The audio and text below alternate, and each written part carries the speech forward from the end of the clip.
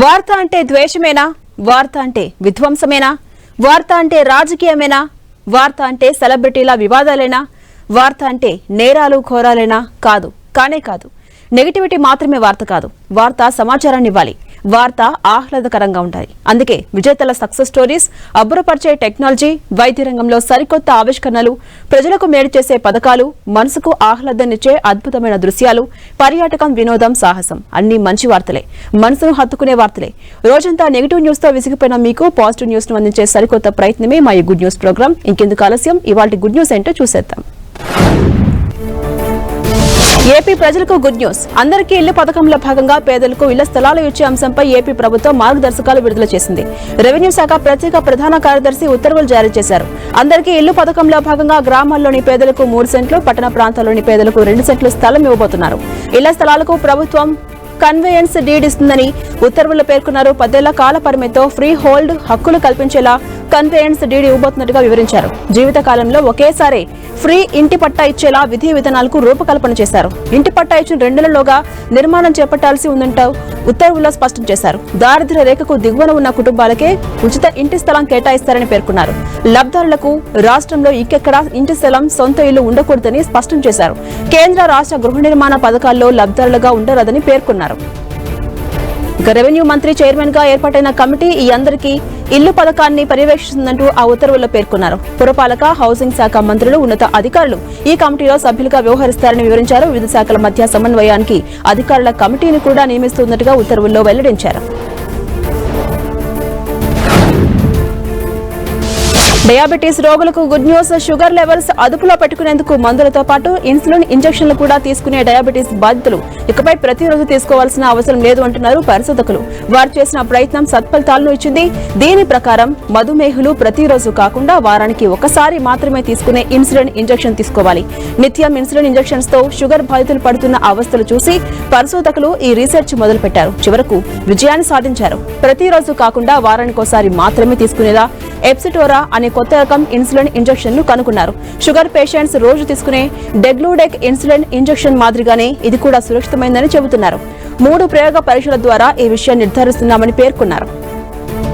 ఇక ఈ ప్రయోగంలో భాగంగా టైప్ 2 డయాబెటీస్ తో బాధపడుతున్న వారికి ఎప్సిటోరా ఇంజెక్షన్ ఇచ్చి డెగ్లూడెక్ తో పోల్చి చూశారు. ఇందులో ఎప్సిటోరా ఫలితాలు మరింత సక్సెస్ఫుల్ గా కనిపించినట్టు పరిశోధకులు వెల్లడించారు. ఈ పరిశోధనకు సంబంధించిన డీటెయిల్స్ ను new England journal of medicine ప్రచురించింది. ఈ ప్రయోగంలో భాగంగా మొత్తం 928 మందిని 52 వారాల పాటు పరిశీలించారు. 3 నెలల గ్లూకోజ్ సగటున తెలిపే HbA1c మోతాదులు డెగ్లూడెక్ తో 8.24% నుంచి 7.05% కి తగ్గినట్టుగా కనుగొన్నారు. అదే కొత్త ఇన్సులిన్ ఎప్సిటోరాతో 8.21% నుంచి 6.97% కి తగ్గినట్టుగా గుర్తించారు.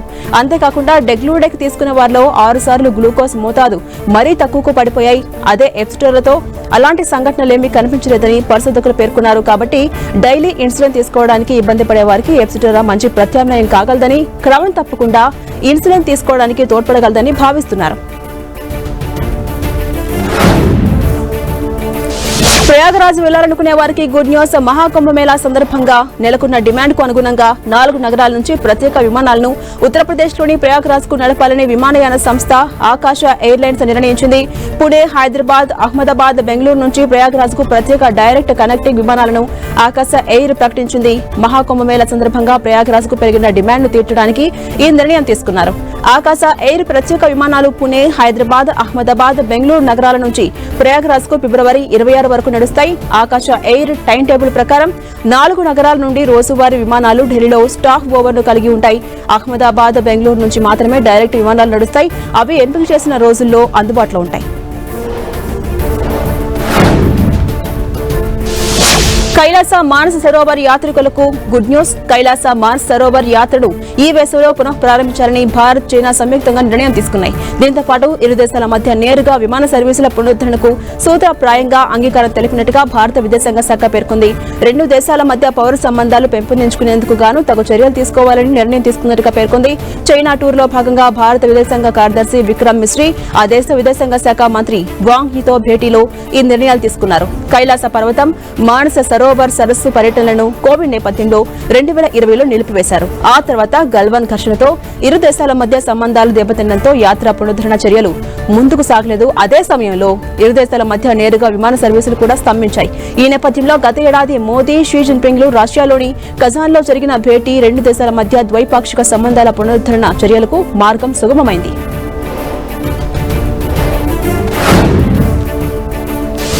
జాతీయ అంతర్జాతీయ అనిశ్చిత పరిస్థితులతో గత కొద్ది రోజులుగా దూసుకెళ్తున్న బంగారం ధరలకు ఎట్టకేలకు బ్రేక్ పడింది. అంతర్జాతీయ బలహీనతల నేపథ్యంలో తాజాగా ఢిల్లీలో 99.9% స్వచ్ఛత గల బంగారం తులం ధర ₹100 తగ్గి రికార్డు గరిష్టం నుంచి దిగొచ్చింది. 2025లో తొలిసారి సమావేశమై US fed, reserve, European central బ్యాంకులు వడ్డీ రేట్లపై బుధవారం ప్రకటన చేయబోతున్నాయి.